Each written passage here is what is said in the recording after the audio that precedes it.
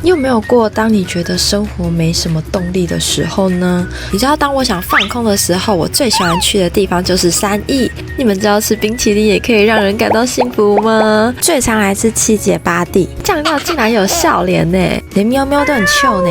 来到三义千万不要忘记有小火车可以搭哦。我最喜欢的路线就是 A 路线啦，因为可以看到龙腾断桥。下车后，龙龙带你们走这条秘境，这是以前火车的铁轨哦。现场也有导览员会解说，绝对要走下来看看啊，真的太美啦！别忘了车票还可以抽奖哦，看看我竟然抽到3样耶，爽耶！接着我们来吃小火车鸡蛋糕，黑糖麻糬大家一定要顶看看。晚上龙龙订了温泉饭店，还可以来游泳池泡温泉跟游泳哦。游泳完还有海陆火锅可以吃，在房间也有温泉可以泡汤，整个拥抱苗栗的 view 哎！大家生活忙碌的时候，不妨给自己一个小旅行吧。